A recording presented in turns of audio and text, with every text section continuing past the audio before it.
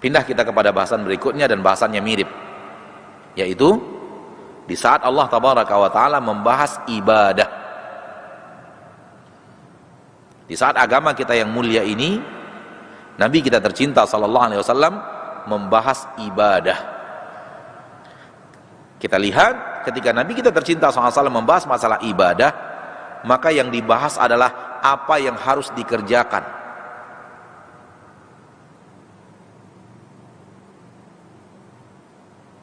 Saudaraku, saudariku, kaum muslimin dan muslimat, perhatikan baik-baik. Di saat Nabi berbicara ibadah, di saat Nabi mengajarkan ibadah kepada kita, apapun jenis ibadahnya, Nabi berbicara tentang apa yang harus dikerjakan. Bagaimana cara mengerjakannya?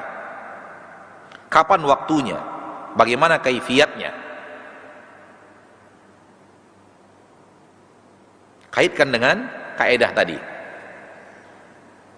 bahwa Nabi berbicara yang sedikit, sehingga Nabi tidak perlu berbicara hal yang sangat banyak yang akan terjadi sampai dunia kiamat, penyelewengan terhadap cara beribadah.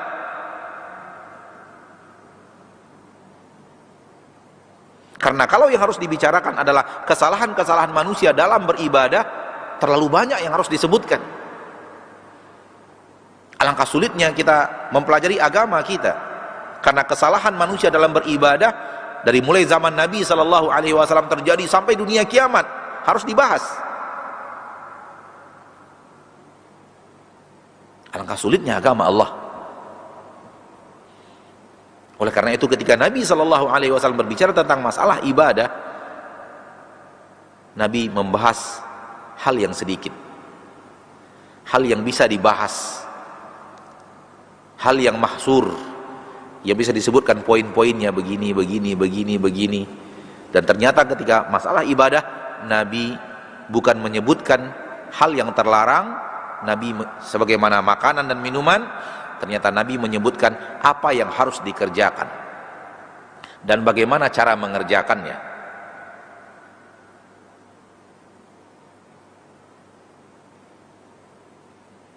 Kenapa? Karena ini yang bisa disebut, dan ini yang bisa terkumpul dalam sebutan yang sedikit, bahasan bagaimana cara beribadah, bagaimana cara puasa, bagaimana cara sholat, bagaimana cara haji, bagaimana cara berumrah, bagaimana cara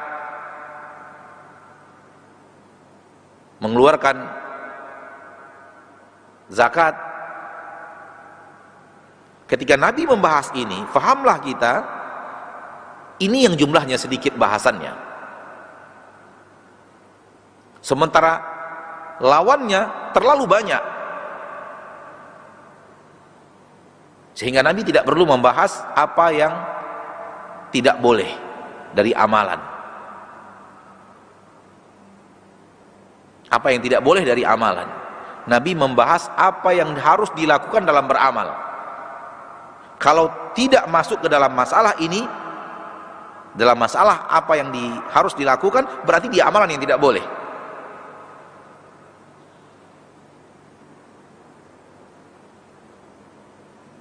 Kalau kita memahami kaidah ini, ma'asyiral muslimin, ma'asyiral muslimat, ya, fahamlah kita bahwa sebahagian kaum muslimin yang melakukan amalan-amalan yang tidak diajarkan oleh Nabi Sallallahu Alaihi Wasallam,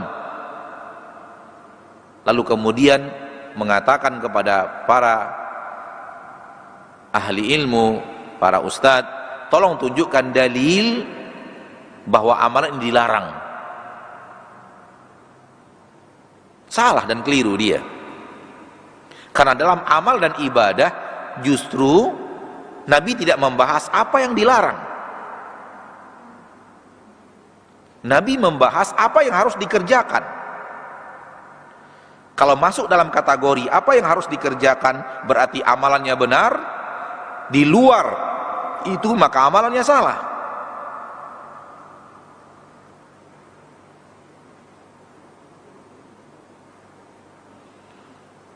Orang yang bertanya, amalan saya ini tolong tunjukkan hadisnya bahwa dia dilarang, sama dengan orang yang bertanya, tolong tunjukkan hadisnya.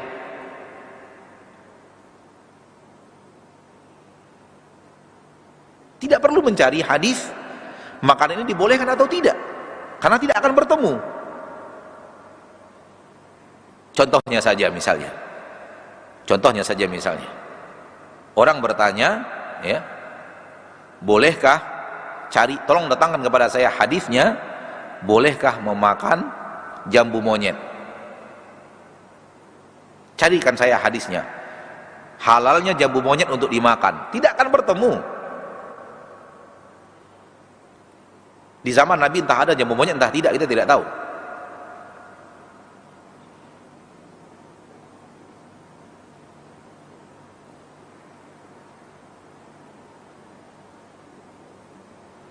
Tolong datangkan kepada saya hadis tentang halalnya, ya, sayur asam misalnya. Di mana kita akan mencari hadisnya? Karena tidak akan bertemu. Kenapa? Yang dibahas bukan itu dalam agama kita. Karena yang halal terlalu banyak,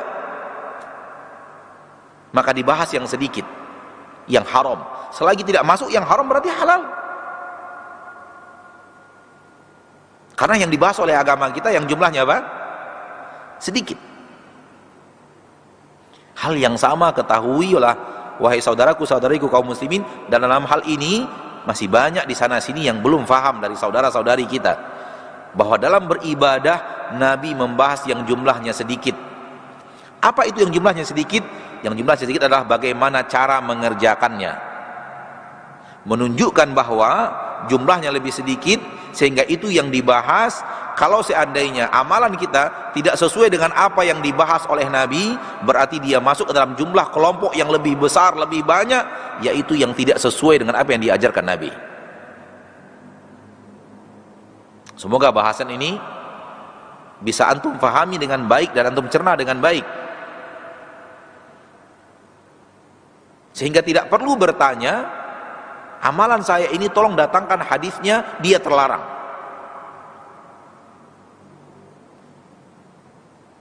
Sama dengan bertanya tadi, tolong tunjukkan hadisnya, larangan memakan jambu monyet. Tolong datangkan hadisnya, larangan makan buah kuaci. Kemana kita akan mencari hadisnya? Tidak akan bertemu. Karena yang dibahas dalam agama kita bukan yang dihalalkan, tapi yang diharamkan. Selagi tidak sesuai dengan, selagi tidak masuk ke dalam kategori yang diharamkan, berarti halal.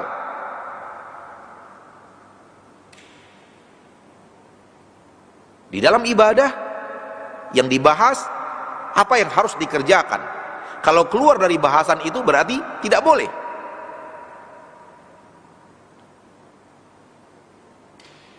Dan ini sekarang ini seperti yang tadi kita katakan, terutama di bab yang terakhir dalam bab ibadah, ya, tidak sedikit ya, kita mendengarkan orang yang mengatakan, mana dalilnya bahwa ini dilarang?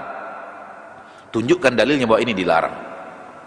Nabi SAW melarang misalnya melakukan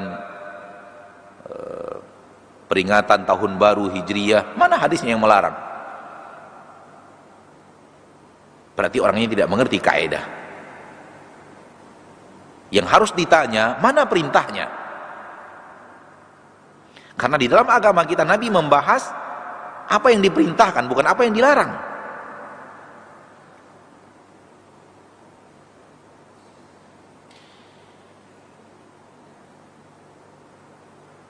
Ya.